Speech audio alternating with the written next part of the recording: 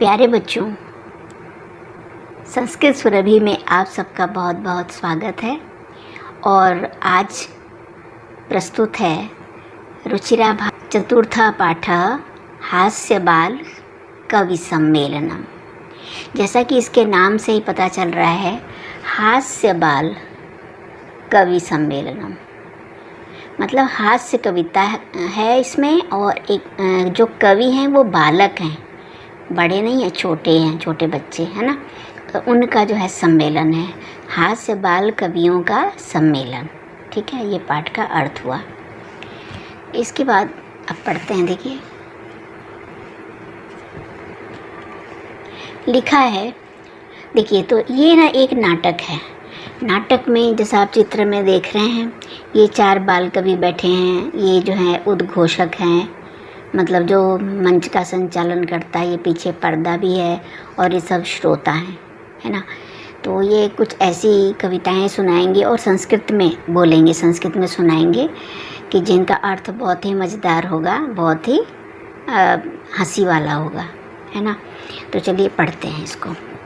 तो क्या होता है, सबसे पहले नाटक है तो विविध वेशभूषा धारणा।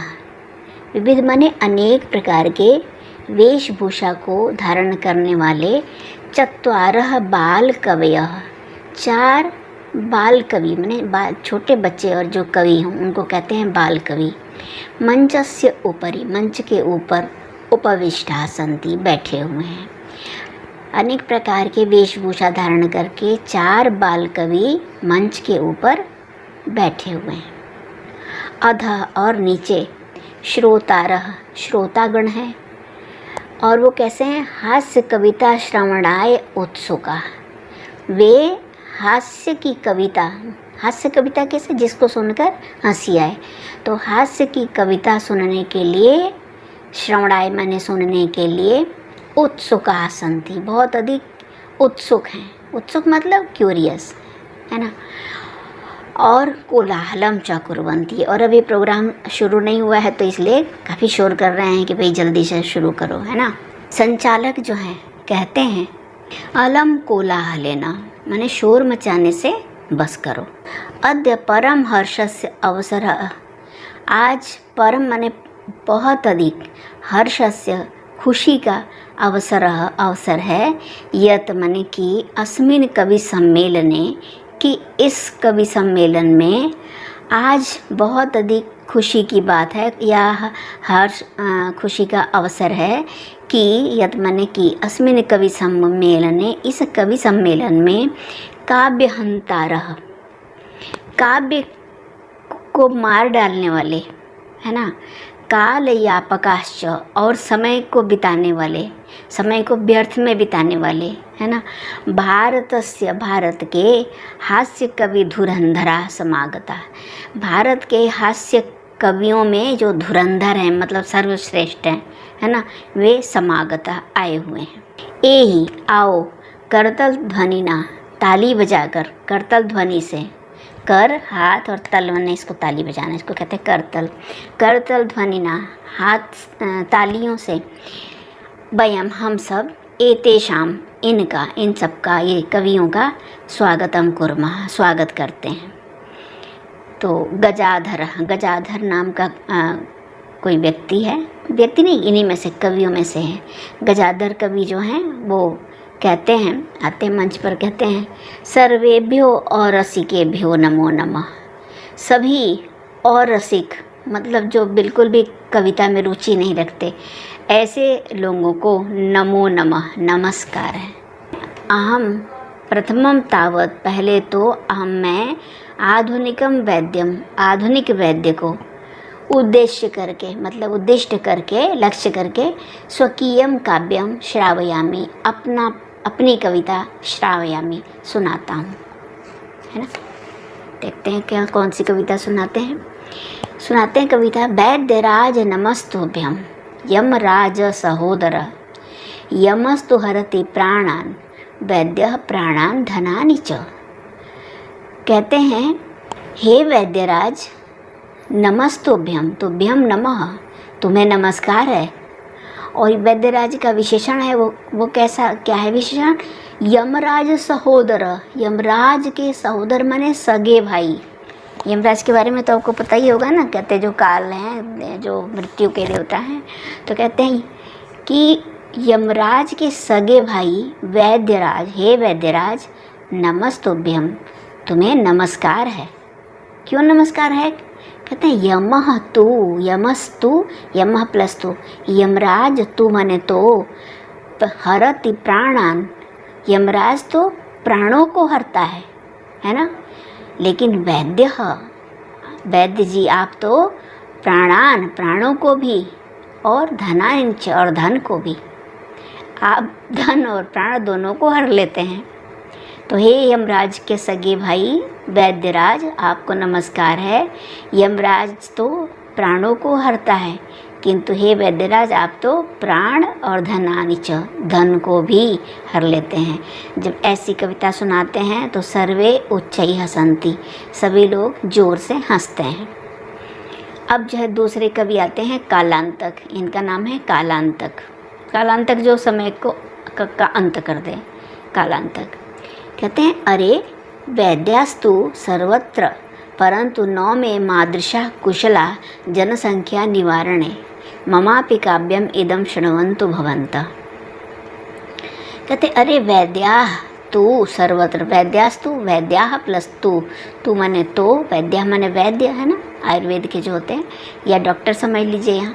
अरे वैद्यास्तु, अरे वैद्य तो सर्वत्र, सब जगह, सब जगह हैं, अरे वैद्य तो सब जगह हैं, परंतु नौ ते मादृशा कुशला, परंतु ते मने वे, मादृशा मेरे जैसे, कुशला कुशल नौ नहीं हैं।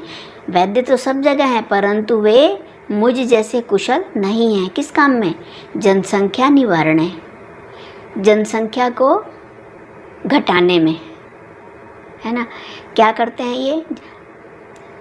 जनसंख्या को घटाने में नौ ते मादृशा कुशला, वे मेरे जैसे कुशल नहीं हैं, क्योंकि कालांतक है, इनका नाम ही कालांतक है ना। कालांतक मतलब एक तरह से यमराज। तो कह रहा है कि ममापि काव्यम, मेरे भी काव्य को इदम शृण्वन्तु, इदम मम काव्यम अपि शृण्वन्तु, इस मेरी कविता को भी भवन्तः शृण्वन्तु, आप सब सुनिए, मेरी भी कविता को आप लोग सुनिए। क्या कविता सुनाते हैं देखिए। चितां प्रज्वलितां दृष्ट्वा वैद्यो विस्मय आगतः, नाहं गतो न मे भ्राता कस्येदं हस्तलाघवम्। कहते हैं कि कोई चिता जल रही थी तो उसको देख के वैद्य जो था वो बहुत हैरान हुआ, सोचने लगा कि अरे उसके पास जिसकी चिता जल रही थी उसके घर न तो मैं गया और न मेरा भाई गया। कौन? मेरा भाई, यमराज का सहोदर, यमराज है ना। तो लेकिन कस्येदं हस्तलाघवम्, ये किसके हाथ की सफाई है? मतलब किसने इसको इतनी सफाई से मार डाला कि पता ही नहीं चला। प्रज्वलितां चितां दृष्ट्वा, प्रज्वलिता माने जलती हुई, चितां चिता को, दृष्ट्वा देखकर, वैद्य जो था वो विस्मय आगत, बहुत अधिक, विस्मय प्लस आगत, बहुत अधिक हैरान हो गया, है ना, बहुत अधिक आश्चर्यचकित हो गया। कहने लगा कि, सोचने लगा कि ना हम गतो, नो अहम गतो, न तो मैं गया, न मैं भ्राता और न मेरा भाई, तो कस्येदं, कस्य प्लस इदम, इदम कस्य, यह किसकी, हस्तलाघवम, हाथों की सफाई है ना। कि किसने जो है ऐसे ढंग से इसको मार दिया कि पता ही नहीं चला, है ना। सर्वे पुनः हसंती, सभी लोग फिर से हंसने लगते हैं। अब इसके बाद आता है तुंदिला, एक जो है तोंदुव्य, तुंदिल जो है तुंदस्य ऊपरी, अपने पेट के ऊपर, तोंद के ऊपर, हस्तम आवर्तयन, हाथ फेरता हुआ। कहता है तुंदिलो अहम भो, भो माने हे, अहम तुंदिल, मैं तुंदु हूँ, ममापि इदम काव्यम श्रूयताम, मेरी भी इस कविता को सुनिए, और खाली सुनिए नहीं, जीवने धारिताम च, और अपने जीवन में धारण भी कीजिए, मतलब उसको उतारिए, जैसा जो मैं कहने जा रहा हूँ। कहता है देखिए, परान्नम प्राप्य दुर्बुद्धे माँ शरीरे दयां कुरु, परान्नम दुर्लभम लोके शरीराणि पुनः पुनः। बहुत अच्छा श्लोक है। कहता है परान्नम, परान्नम पर अन्नम, पर माने दूसरे के, अन्नम माने अनाज को, प्राप्य प्राप्त करके, और इसमें संबोधन है दुर्बुद्धे, हे दुर्बुद्धि, दुर्बुद्धि माने जिसकी बुद्धि खराब हो, है ना। हे दुर्बुद्धि, परान्नम प्राप्य, दूसरे का अनाज प्राप्त करके, शरीरे अपने शरीर पर, दयाम माँ कुरु, दया मत करो। जब दूसरे का फ्री का अनाज कुछ खाने को मिल जाए ना, तो अपने शरीर को मत देखो कि पेट खराब होगा या नहीं, कहना यही चाहता है वो। हे दुर्बुद्धे, है ना, हे दुर्बुद्धि, परान्नम प्राप्य, दूसरे का अन्न प्राप्त करके, शरीरे अपने शरीर पर, दयाम माँ कुरु, दया मत करो। क्यों न दया करो, बताता है, कारण बताता है। कहता है परान्नम दुर्लभम लोके, लोके इस संसार में, परान्नम माने दूसरे का अनाज, दूसरे का रुपया पैसा, दूसरे का अन्न, दुर्लभम, दुर्लभम माने बहुत कठिनाई से मिलता है। लेकिन शरीराणि, शरीर तो पुनः पुनः, शरीर तो, शरीर का क्या, शरीर तो फिर मिल जाएगा, मर जाएंगे तो फिर जन्म हो जाएगा, फिर शरीर मिल जाएगा, फिर जन्म हो जाएगा, फिर मर जाएंगे फिर जन्म हो जाएगा, मतलब चलता रहेगा। तो सर्वे पुनः अट्टहासम कुर्वन्ति, सभी लोग जो हैं फिर से, पुनः माने फिर से, अट्टहासम कुर्वन्ति, अट्टहास माने खूब जोर से हंसना, है ना, ठहाका लगा के हंसना, उसको कहते हैं अट्टहास, है ना। तो सभी पुनः अट्टहास करते हैं। अब एक जो है कवि है, उसका नाम है चार्वाक। एक चार्वाक कवि है, वो कहता है आम आम हाँ हाँ शरीरस्य पोषणम सर्वथा उचितम एव।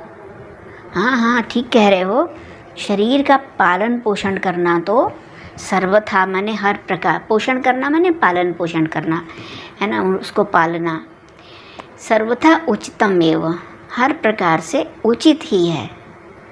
यदि धनम नास्ति, और कहता है यदि धन नहीं है, कहता है हाँ हाँ शरीर का शरीर का पालन पोषण करना तो हर तरह से उचितम एव, उचित बात ही है, ठीक ही बात है। यदि धनम नास्ति, यदि पैसा नहीं है, धन नहीं है पास में, तदा तो ऋणम कृत्वा अपि, ऋण ले, ऋण माने उधार, कृत्वा अपि करके भी, उधार करके भी, मतलब दूसरों से उधार लेकर भी, पौष्टिक पदार्थ एव भोक्तव्य, पौष्टिक माने बहुत अच्छी अच्छी चीज़ें जो शरीर को पुष्ट करें, है ना, पौष्टिक पदार्थ, पौष्टिक वस्तुएं ही, चीज़ें ही, है ना, एव माने ही भोक्तव्य, खानी चाहिए, है ना। यदि धन नहीं है तो भी ऋणम कृत्वा अपि, उधार लेकर भी पौष्टिक पदार्थ ही खाने चाहिए, भोक्तव्य खाने चाहिए। तथा कथयति चार्वाक कवि, जैसा कि चार्वाक कवि कहते हैं, यावत जीवेत सुखम जीवेत, कि यावत जीवेत, यावत प्लस जीवेत, जब तक जियो, सुखम जीवेत, सुखपूर्वक जियो, जब तक जिंदगी है ना सुखपूर्वक जियो।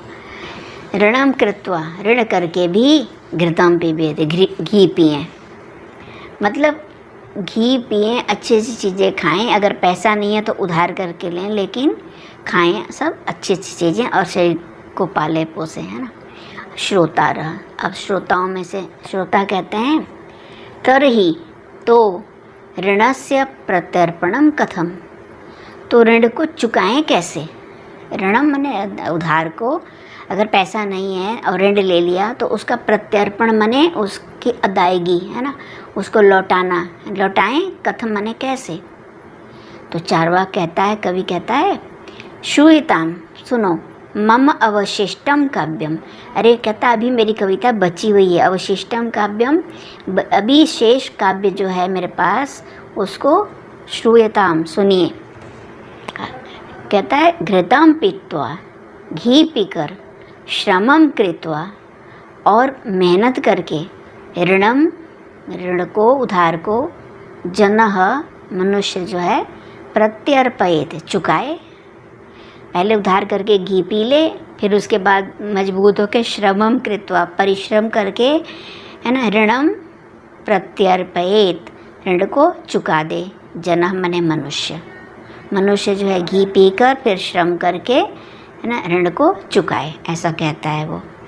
तो काव्य पाठ श्रवणेन उत्प्रेरिता एकः बालको अपि आशु कवितां रचयति हासपूर्वकं च श्रावयति। सभी कवियों के काव्य पाठ को श्रवणेन सुनने से उत्प्रेरिता मतलब प्रेरित हुआ, मोटिवेट, और हासपूर्वकम और हंसता हुआ, श्रावयति सुनाता है। बालक कहता है श्रूयताम श्रूयताम भो, भो माने अरे, श्रूयताम श्रूयताम सुनिए सुनिए, ममापि काव्यम मेरी भी कविता, मम अपि मेरा भी काव्य, श्रूयताम सुनिए। गजाधरम कविम चैव तुंदिलं भोज्यलोलुपं कालांतकं तथा वैद्यम चार्वाकं च नमाम्यहम्। वो कविता बनाता है, उन कवियों के नाम को ही जोड़कर कहता है कविम गजाधरम, कवि गजाधर को, तुंदिलम चैव और इसी प्रकार तुंदिल को, कवि को, तुंदिल कवि कैसे हैं, भोज्य लोलुपम भोजन के लालची, तुंदिल को, कवि तुंदिल को, गजाधर कवि को और भोजन के लोलुप या लालची कवि तुंदिल को, कालांतक वैद्य को और चारवाक को, है ना, नमामि अहम मैं नमस्कार करता हूँ। ये भी ऐसी कविता बना देता है। काव्यम श्रावयित्वा कविता को सुनकर हा हा हा इति कृत्वा हा हा करके, है ना, इति कृत्वा ऐसा करके हंसता है ना। अन्य चापि हसंती, अन्य माने दूसरे, च माने और, अन्य अपि च और दूसरे लोग भी हसंती हंसते हैं। सर्वे गृहम गच्छन्ति और सभी घर चले जाते हैं। तो इस प्रकार से बच्चों ये पाठ समाप्त हो गया। और ये देखिए ये आपके कठिन शब्दार्थ हैं, यहाँ से और यहाँ से, ये सारे आप याद कर लीजिएगा। और चलिए लगे हाथ अभ्यास कर लेते हैं। ये देखिए अभ्यास का पहला प्रश्न है उच्चारणम कुरुत, उच्चारण करो। चलिए उच्चारण कर लेते हैं। ऊपरी नीचई कदापि कुत्र, अधः बहि अंतः कदा, उच्चै अलम पुनः एकदा। इसके बाद है क्वेश्चन नंबर 2। क्वेश्चन नंबर 2 है, ये देखिए लिखा है मंजूषातः अव्यय पदानि चित्वा वाक्यानि पूरयत। इस मंजूषा से ये अव्यय शब्द हैं, अव्यय के पद हैं, उनको चुनकर यहाँ खाली स्थान में भरना है। तो आपका समय बचाने के लिए मैंने पहले भर लिया है। देखिए लिखा है अलम, अतः, अंतः, बहि, अधः और ऊपरी, है ना। तो अब इसमें से देखिए ये क है वृक्षस्य ऊपरी, यहाँ पे भरेंगे ऊपरी खगाः वसन्ति। ख है अलम विवादेन, विवाद से बस मतलब झगड़ा ना करो। ग वर्षा काले गृहात्, वर्षा के समय में गृहात् बहिः मा गच्छ, वर्षा काल में घर से बाहर मा गच्छ ना निकलो, मत जाओ। घ है मंचस्य, मंच के अधः नीचे, श्रोतारः उपविष्टा सन्ति, श्रोता जो हैं उपविष्टा सन्ति बैठे हुए हैं। ङ है छात्राः विद्यालयस्य डैश प्रविशन्ति, छात्र विद्यालय के अंतः माने अंदर, प्रविशन्ति प्रवेश करते हैं। तो ये पाठ, ये क्वेश्चन हो गया। अब है क्वेश्चन नंबर 3, अशुद्धम पदम चिनुत। ये जो 4 शब्द दिए हैं हर लाइन में, इनमें से एक शब्द जो है अशुद्ध है किसी न किसी वजह से, है ना। चाहे उसमें विभक्ति मतलब शब्द गलत लिखा हो, कोई ना कोई बात हो, है ना। तो लिंग वाली कोई अलग सा लिंग वाली कोई गलती हो, है ना, रूप गलत लिखा हो, इस तरह की कई तरह की गलतियाँ होती हैं। तो चलिए देख लेते हैं। देखिए क है गमन्ति, यच्छन्ति, पृच्छन्ति और धावन्ति। तो देखिए बच्चे, गमंती रूप नहीं बनता, गच्छति बनता है, तो इसलिए गमंती गलत है, तो हमने यहाँ गमंती लिख दिया है। खो रामेण गृहेण सर्पेण गजेण। देखो सब देखने में तो एक जैसा लग रहा है, लेकिन राम, सर्प और गज ये तीनों जो है ना पुल्लिंग है, हाँ पुल्लिंग है, लेकिन गृहेण ये जो गृह जो है गृहम होता है, नपुंसकलिंग है, तो इसलिए यही अलग है। गृहेण यहाँ पे ड़ लिखना है, तो ये अलग हो गया, ये अशुद्ध हो गया।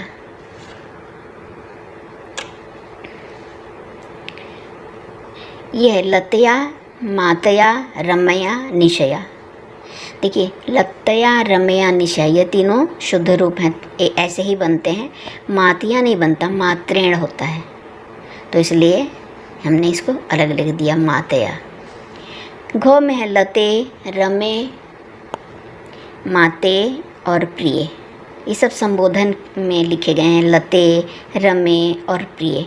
माते नहीं बनता, संबोधन में मातः बनता है, हे मातः, तो इसलिए ये गलत है, इसको हमने यहाँ लिख दिया माते। ङ जो है लिखति गर्जति फलति सेवति। देखिए ये तीनों परस्मयी पद एक जैसे चलने वाले रूप हैं, और ये जो सेवती है ना, ये सेवते सेवेते सेवन्ते है ना, आत्मनेपदी रूप है। दो तरह के रूप होते हैं, आप पीछे अपने पुस्तक में अभी देखिएगा, अभी तो आपको आत्मनेपदी बड़ी क्लासेस में होती हैं, है ना। तो यहाँ पे ये सेवती रूप नहीं बनता, ये अशुद्ध है, इसलिए यहाँ पे लिख दिया सेवती। ठीक है, लिखा है मंजूषात समानार्थक पदानि चित्वा लिखत। ये शब्द दिए प्रसन्नताया चिकित्सकम लब्ध्वा शरीरस्य और दक्षा। अब ये शब्द हैं प्राप्य कुशला हर्षस्य देहस्य वैद्यम। इनके जो इसमें पर्यायवाची हों तो उनको इनके सामने लिखना है। तो प्राप्य का पर्यायवाची क्या होगा, देखिए प्राप्य का इसमें से होगा लब्ध्वा। कुशलाह का पर्यायवाची है दक्षा। हर्षस्य का पर्यायवाची है प्रसन्नताया। देहस्य का पर्यायवाची है शरीरस्य। वैद्यम का पर्यायवाची है चिकित्सकम, है ना। तो ये प्रश्न भी हो गया। और अब ये है, देखिए क्वेश्चन नंबर 5। अधोलिखिता नाम, माने ये जो नीचे लिखे हुए हैं प्रश्नानाम उत्तराणी एक पदे न लिखा था, इनका एक पद वन वर्ड में आंसर है, तो इसको यहीं लिख लेते हैं। देखिए कम जगह है, ठीक है। मंचे क है इसका, मंचे कवि न सॉरी मंचे कति बाल कवयः उपविष्टा सन्ति। मंच पर कितने बाल कवि बैठे हुए हैं, कितने बैठे थे, चत्वारः। ठीक है। ख के कोलाहलम कुर्वन्ति, और शोर कौन करते हैं, श्रोतारः, जो श्रोता है बैठे हुए हैं वो शोर कर रहे थे। ग गजाधर कम उद्देश्य काव्यम प्रस्तुति। गजाधर कवि किसको उद्देश्य करके, लक्ष्य करके काव्यम प्रस्तुति, कविता प्रस्तुत करते हैं, तो वैद्यम, वैद्य को। घ तुंदिलः कस्य उपरि हस्तम आवर्तयति। वो जो तोंदु व्यक्ति कवि था वो किसके ऊपर हाथ फेरता है, तो आंसर है तुंदस्य, मतलब तोंद के ऊपर, अपने पेट के ऊपर। ङ जो है लोके, मैंने संसार में पुनः पुनः कानि भवन्ति, बार बार क्या होते हैं, आंसर है शरीराणि, शरीर। च किम कृत्वा घृतम पिबेत, क्या करके घी पीना चाहिए, तो लिखा है ऋणम, उधार, उधार करके भी घी पीना चाहिए। ये क्वेश्चन भी हो गया बच्चों। 6th क्वेश्चन है मंजूषातः पदानि चित्वा कथाया पूर्तिम कुरुत। ये कहानी आपने सुना होगा कि एक राजा था, उसका एक मित्र जो है प्रिय था, ब्राह्मण, वो वानर। तो राजा सो रहा था, है ना, तो एक मक्खी बार बार राजा की नाक पर आके बैठ जाती थी। तो बंदर उसको बार बार उड़ा रहा था, लेकिन वो नहीं उड़ रही थी। तो फिर उसने सोचा, तलवार वहीं रखी थी, उसने सोचा कि चलो मक्खी को तलवार से मारता हूँ। तो उसने जैसे ही मक्खी बैठी और तलवार चलाया तो मक्खी तो उड़ गई, लेकिन राजा की नाक कट गई, है ना। तो इसलिए यहाँ पे कहा गया कि मतलब मूर्ख लोगों के साथ मित्रता नहीं करनी चाहिए। तो ये कहानियाँ, इसमें खालिस्तान है, यहाँ पे शब्द दिए थे, हमने समय बचाने के लिए पहले भर लिया है। देखिए पढ़ लेते हैं, इसका अर्थ भी बता देती हूँ। पूरा एकस्य नृपस्य एकः प्रिय वानरः आसीत्। प्राचीन काल में एक राजा का एक प्रिय वानर था, है ना, प्रिय भरना यहाँ। एकदा नृपः, एक बार राजा सुप्तः आसीत्, सोया हुआ था। वानरः व्यजनेन तम अविजयत। बंदर व्यजनेन माने पंखे से, है ना, हाथ के पंखे से, तम उसको अविजयत, पंखा झल रहा था, पंखा कर रहा था। तदैव एका, तभी एक मक्षिका, है ना, मक्खी, नृपस्य नासिकायाम, राजा की नाक पर उपाविशत, बैठ गई। यद्यपि वानरः, मतलब यद्यपि मैंने भले ही बंदर ने वारं वारं व्यजनेन ताम निवारयति स्म, बार बार उसको पंखे से जो है हटा रहा था, तथापि तो भी सा पुनः पुनः, वह बार बार नृपस्य नासिकायाम, राजा के नाक पर, उपविशति स्म, बैठ जाती थी। अंत में सह मक्षिकाम हंतुम, उसने सोचा, उससे बहुत क्रोध आ गया, तो अंत में वह मक्षिका को हंतुम माने मारने के लिए खड्गेन प्रहारम अकरोत्, तलवार से प्रहार किया। मक्षिका तो उड्डीय दूरम गता, मक्खी तो उड़कर दूरम गता, दूर चली गई। किंतु खड्ग प्रहारेण, किंतु तलवार के प्रहार से, नृपस्य नासिका, राजा की नासिका मीन्स नाक, छिन्ना अभवत, कट गई, है ना। अतएव उच्यते, इसलिए, अतः माने इसलिए, अतएव इसलिए ही, उच्यते कहा गया है। मूर्ख जनैः सह मित्रता नोचिता, मूर्ख जनैः सह, मूर्ख लोगों के सह माने साथ, मित्रता न उचिता, उचित नहीं है, मूर्खों के साथ मित्रता नहीं करनी चाहिए। और भी है क्या प्रश्न, देख लेते हैं। हाँ, एक प्रश्न और भी है, ये देखिए, लिखा है, 7वां क्वेश्चन है, विलोम पदानि योजयत। ये शब्द दिए हैं और इधर विलोम पद जो है ऊपर नीचे रखे हुए हैं, तो इनको सही से मिलाना है, मैच देम जिनको कहते हैं, मिलाना इन्हें। देखिए, अधः अंतः दुर्बुद्धे उच्चै दुर्लभम, ये शब्द इधर है। इधर है नीचे सुलभम, ऊपरी बहि और सुबुद्धे। तो अधः को किससे मिलाएंगे, अधः ऊपरी, अंतः बहि, दुर्बुद्धे सुबुद्धे, उच्चई, उच्चई का नीचई, और दुर्लभम का सुलभम। तो इस तरह से बच्चों पाठ समाप्त हो गया, और उम्मीद करती हूँ आपको समझ में आया होगा और इंटरेस्ट भी आया होगा, क्योंकि बहुत अच्छी और हंसने वाली ये जो है इसमें कथा वस्तु थी। तो ठीक है बच्चों, अगर आपको मेरी पढ़ाई समझ में आती है तो अपने मित्रों के साथ शेयर कीजिए, लाइक कीजिए और सब्सक्राइब भी करिए मेरे चैनल को। संस्कृत सुरभि है मेरे चैनल का नाम, ठीक है। Thank you so much.